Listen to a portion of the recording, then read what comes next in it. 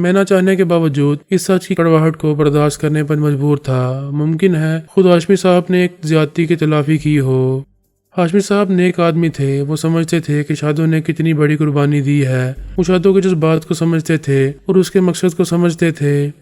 اگر وہ زندہ ہو رہتے تو نہ جانے کہاں کہاں سامنے آئے بغیر تمہارے لیے ترقی کے راستوں کی ہر رکاوٹیں دور کرتے جاتے، بالواسطہ طور پر تمہیں سہارا دے کر آگے بڑھاتے رہتے، صرف اس لیے کہ شادو ایسا چاہتی تھی۔ میں نے اسے غور سے دیکھا۔ کیا تم نے شادو سے اس موضوع پر بات کی تھی؟ نہیں، مجھے کیا ضرورت ہے بات کرنے کی؟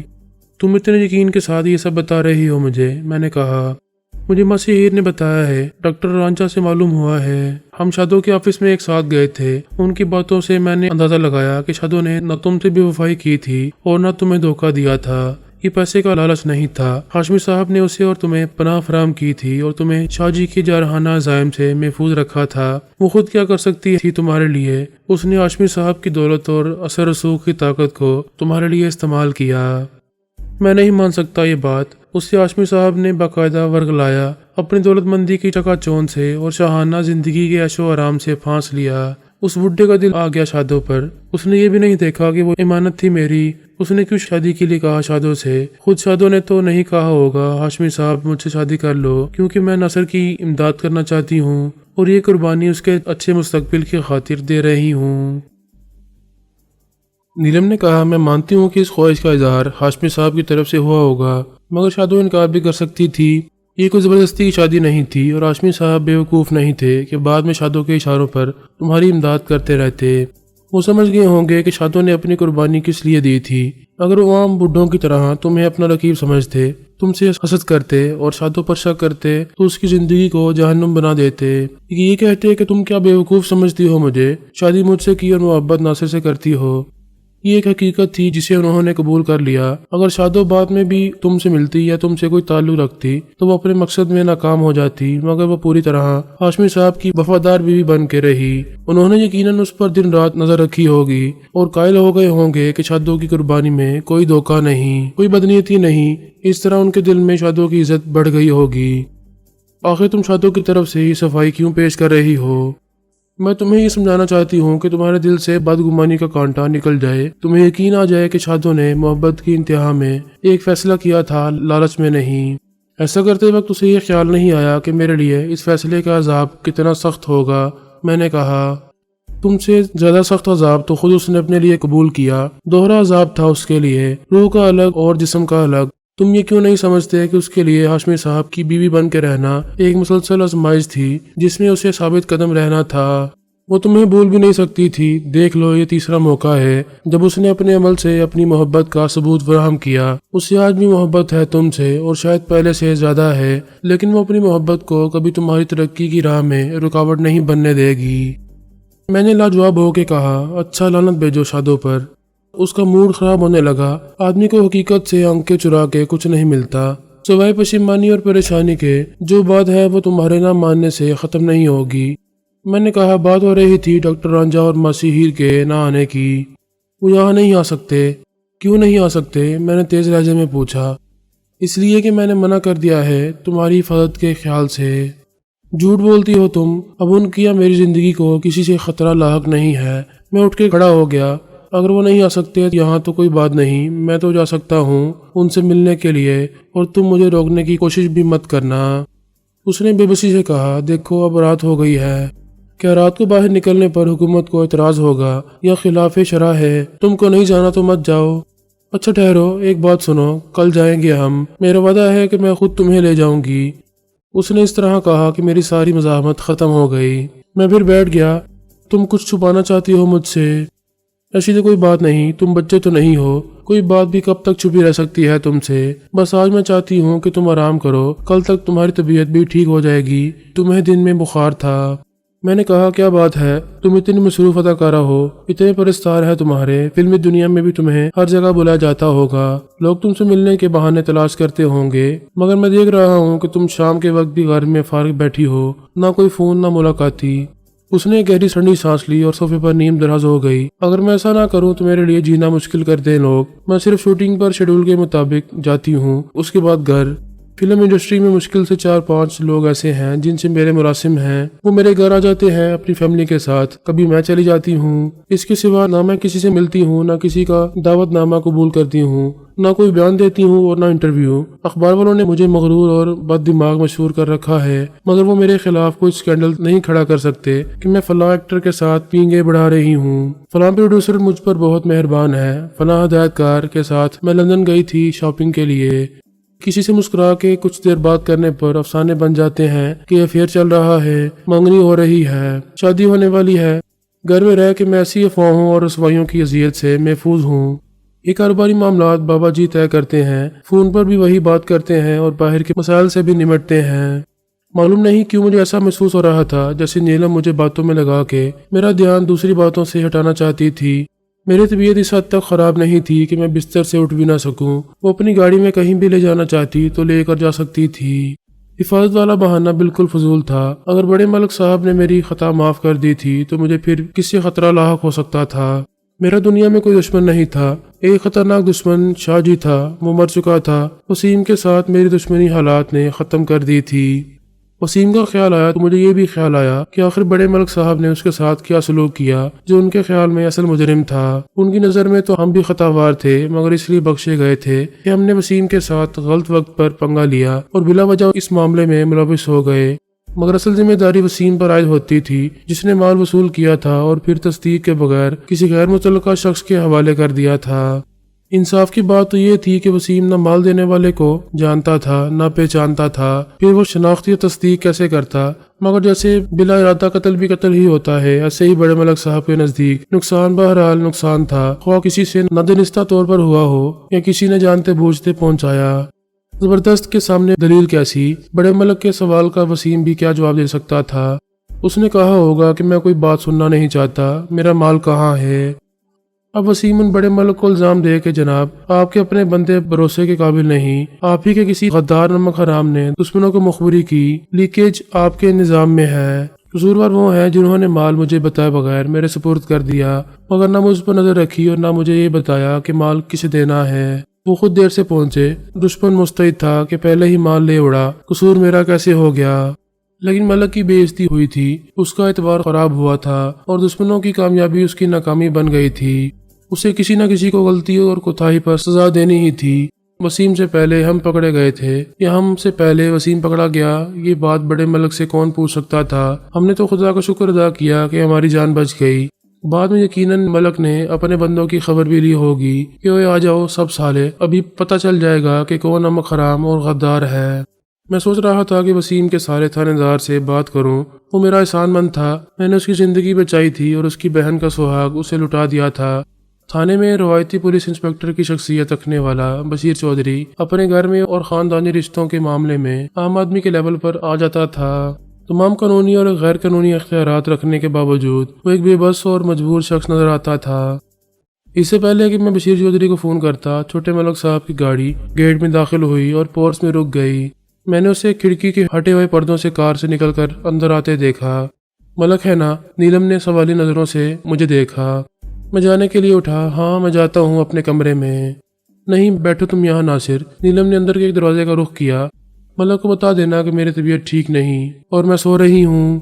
اس کے غائب ہوتے ہی ملک آ گیا۔ مجھے دیکھ کر وہ ٹھنکا، مگر اس نے کسی ناگواری کا اظہار نہیں کیا۔ ہاں بھائی کیسے ہیں حال اور حالات؟ اس نے میرے سلام کے جواب میں کہا۔ نیلم کدھر ہے؟ میں نے عاجزی سے کہا۔ وہ سو رہی ہیں۔ سو رہی ہے اس وقت؟ اس نے گھڑی دیکھی۔ خیر تم جگا کے اسے بتا دو کہ میں آیا ہوں۔ میں نے کہا چھوٹے ملک صاحب ان کی طبیعت کچھ ٹھیک نہیں ہے، گولی کھا کے سوئی ہیں۔ وہ بیٹھ کے مجھے گورنے لگا۔ چلو پھر ہم انتظار کرتے ہیں ان کے جاگنے کا۔ کب سوئی تھیں؟ کھانے کے لیے تو اٹھیں گی۔ میں نے کہا پتہ نہیں جناب، ابھی سوئی ہیں۔ آپ کیا پئیں گے، چائے کافی یا ٹھنڈا؟ وہ میرے انداز تخاطب پر چونکا۔ اس کی نظر میں یہاں میری حیثیت ایک پناہ لینے والے جیسی تھی جو کسی معزز مہمان سے بھی کم تھی، مگر میں اس سے گھر کے کسی فرد کی طرح پیش آ رہا تھا۔ میرے سوال نے اس کی حیثیت باہر کے آدمی جیسی کر دی تھی۔ جاؤ لے آؤ کچھ پینے کو، مگر وہ سب نہیں، چائے کافی اور ٹھنڈا۔ وہ ہنسا۔ ہماری پسند معلوم ہے نیلم کو، مگر وہ تو سو رہی ہیں۔ میں نے پھر معصومیت سے کہا۔ اس نے مجھے نظر جما کے دیکھا۔ تم واقعی نیلم کے بھائی ہو؟ میں بیٹھ گیا۔ آپ کو شک کیوں ہے ملک صاحب کہ نیلم نے جھوٹ بولا ہوگا آپ سے؟ اس نے بات بدل دی۔ یہ رئیس خان کون ہے؟ میرا دوست جو مجھے بھائی سے بھی زیادہ عزیز ہے۔ تمہاری بات ہوئی اس سے؟ وہ بولا۔ جی مگر میں اس سے ملنا چاہتا تھا، کیا آپ مجھے اپنے ساتھ؟ نہیں، اس نے میری بات کاٹ دی۔ اسے ملنا ہوگا تم سے تو خود ہی آ جائے گا، میں بڑے ملک صاحب کے معاملات میں دخل نہیں دیتا، وہ تو بس نیلم کی وجہ سے میں مجبور ہو گیا تھا۔ میں آپ کا شکر گزار ہوں، میں نے انگریزی میں کہا۔ ایک گزارش تھی ملک صاحب۔ اس کو کچھ حیرانی ہوئی۔ کیا گزارش تھی؟ میں نے کہا میں جاننا چاہتا ہوں کہ وسیم کا کیا بنا۔ وسیم کون؟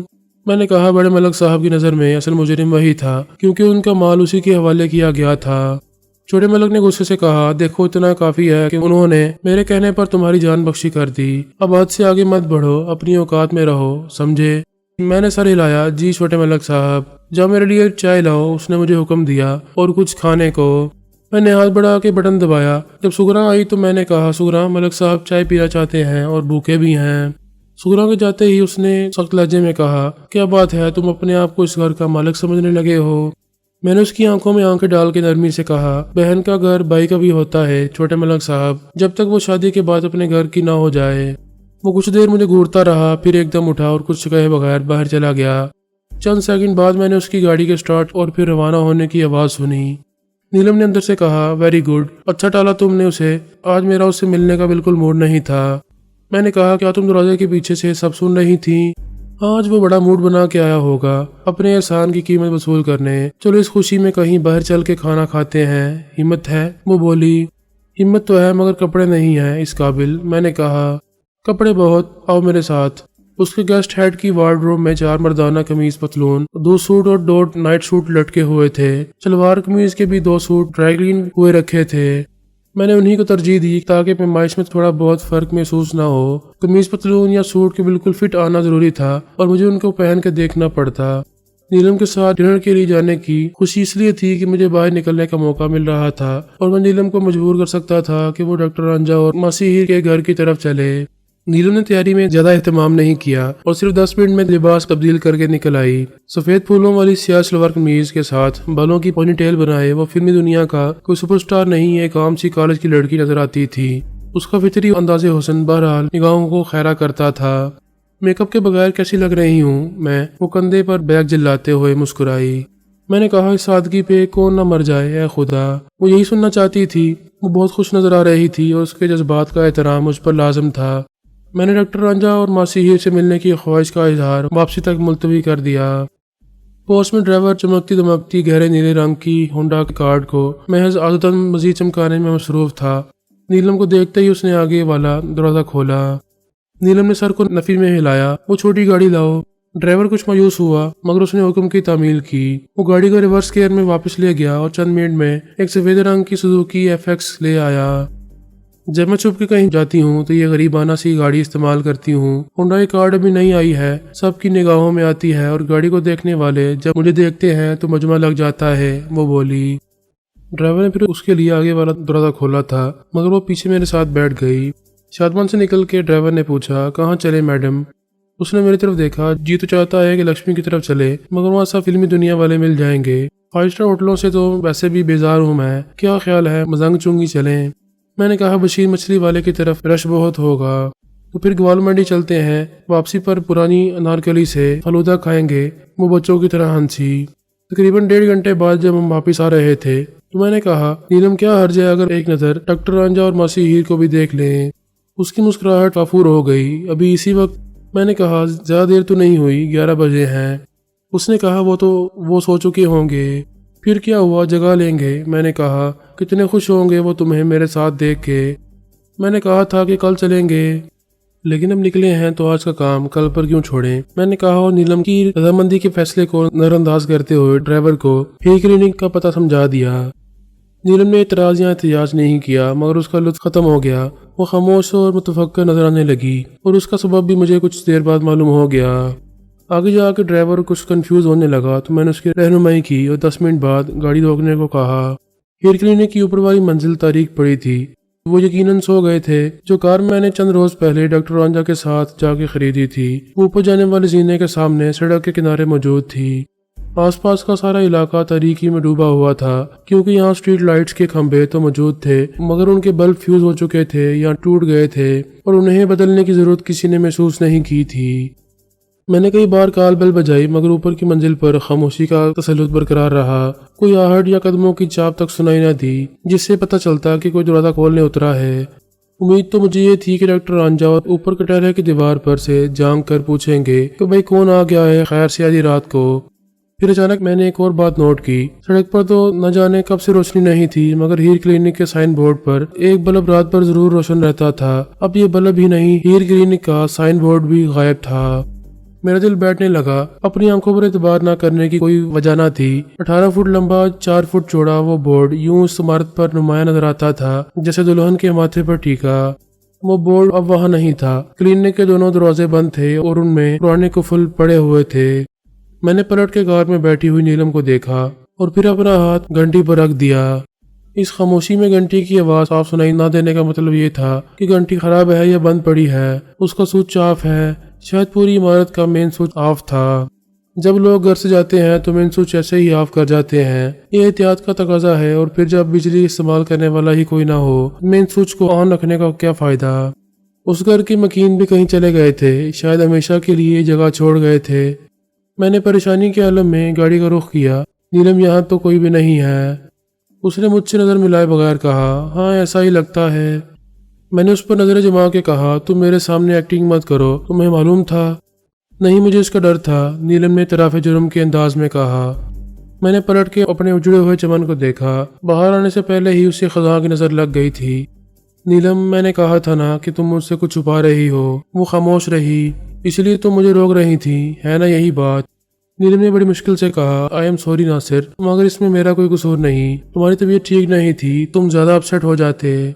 میں اس شخص کی طرح شکست خوردہ، ہارا ہوا، مایوس اور دکھی تھا جو اپنی بے گناہی ثابت کر کے بالآخر جیل سے چھوٹے اور رشتوں کی پناہ کے لیے خوش گھر کی طرف لپکے، مگر گھر کی دہلیز پر اسے پتہ چلے کہ اب اس کا کچھ بھی نہیں ہے، نہ گھر، نہ خاندان، نہ بیوی، نہ بچے۔ وہ تہی دستوں لاوارث ہو گیا ہے۔ نیلم نے کہا، بیٹھو ناصر، چلو گھر چلیں۔ نہیں جانا مجھے تمہارے ساتھ، میرا گھر یہ ہے، میں نے زہر آلود لہجے میں کہا۔ یہ تمہارا گھر تھا، خالی گھر بس ایک مکان ہوتا ہے۔ وہ نیچے اتر آئی، آؤ میرے ساتھ۔ میں نے اپنا ہاتھ چھڑا لیا، تو مجھے صرف اتنا بتا دو کہ وہ کہاں گئے ہیں۔ اس کی آنکھوں میں اداسی اتر آئی۔ یہ معلوم ہوتا تو میں خود تمہیں وہاں لے جاتی، یہاں کیوں لے کر آتی؟ میں معلوم کر لوں گا، تم جاؤ۔ کیسے معلوم کر لو کہ اس وقت کون ہے یہاں بتانے والا؟ اس کی طرف دیکھے بغیر میں نے آس پاس کے بہت سے لوگوں سے پوچھا۔ ایک دکان کے سامنے 3 افراد تخت پر بیٹھے حقے کے کش لگا رہے تھے۔ میں ان کی طرف بڑھا تو وہ خاموش ہو کے مجھے سوالی نظروں سے دیکھنے لگے۔ میں نے کہا، آپ کو کچھ پتا ہے یہ ہیر کلینک کیوں بند ہے؟ ان میں سے ایک نے کہا، کلینک بند ہونے کی وجہ تو ڈاکٹر ہی بتا سکتا ہے۔ دوسرا بولا، نہیں چلا ہوگا کلینک، بھی جمعہ 8 دن ہوئے ہیں۔ میں نے کہا، شاید یہ لوگ کہیں چلے گئے ہیں، ڈاکٹر رانجھا اور ماسی ہیر۔ ان کے لبوں پر مسکراہٹ آ گئی۔ او یار، یہ کیا نام ہوئے؟ ہیر رانجھا کب سے ڈاکٹر رانجھا اور ماسی ہیر ہو گئے؟ میں نے غصے کو قابو میں رکھا۔ ان کے بھی نام تھے جی، میں مذاق نہیں کر رہا ہوں، وہ بھی آئے تھے، اوپر کی منزل پر رہتے تھے۔ ایک نے کچھ یاد کر کے کہا، او ہو، تم اسے پوچھ رہے ہو؟ یار وہ ادھر ریڑھی نہیں لگاتا تھا، رانجھا شربت فروش، ڈاکٹری بھی کرتا تھا۔ میں نے کہا، بالکل وہی، تم جانتے ہو اسے؟ سب نے ساری لا کے اقرار کیا۔ دیکھا تو تھا اسے 1-2 بار، ادھر شربت بیچتا تھا تو سب سے ملتا تھا، اب نظر اٹھا کے نہیں دیکھتا تھا ہماری طرف۔ دوسرے نے کہا، میں بتا کے نہیں گیا، وہ جہاں بھی گیا ہے۔ میں نے سڑک کے کنارے 4 پہ ڈال کے سونے والے 2 افراد کو جگا کے پوچھا۔ وہ نیند سے جگا جانے پر جزبز ہوئے اور میرے فضول سوال سے مزید جزبز ہو گئے۔ او جا یار، سونے دے، ہمیں کیا معلوم ہیر کلینک کا۔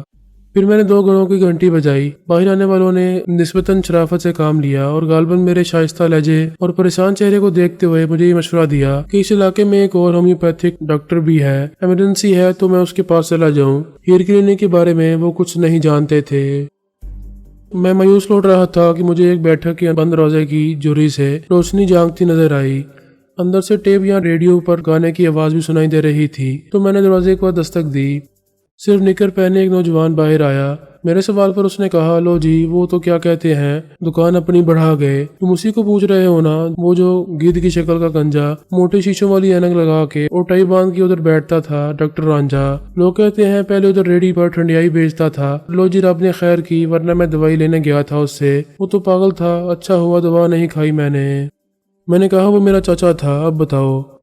نوجوان پر گھڑوں پانی پڑ گیا، اس کی بولتی بند ہو گئی۔ اچھا او جی معاف کرنا، میں نے بڑی بکواس کی۔ کچھ معلوم ہے وہ کہاں گئے ہیں؟ لو جی سامان جب ریڑے پر لاد رہا تھا تو میں نے پوچھا تھا کہ خیر سے اب کس طرف کا رخ ہے؟ اللہ رحم کرے وہاں کے رہنے والوں پر۔ وہ بولا کہ پتہ نہیں، فارسی میں کچھ بولا تھا، مطلب یہ تھا کہ دنیا بہت بڑی ہے، خدا کی بنائی ہوئی، کہیں بھی آسرا کر لیں گے۔ چنگا جی۔ وہ دروازہ بند کر کے اندر غائب ہو گیا تو میں آہستہ آہستہ واپس لوٹا۔ نیلم کار سے ٹیک لگائے میری دیوانگی کا تماشا دیکھ رہی تھی اور لوگ اسے دیکھ رہے تھے، مگر اسے احساس نہ تھا۔ میں کوئی بات کیے بغیر گاڑی میں بیٹھ گیا۔ ڈرائیور نے گاڑی کو واپس موڑ لیا۔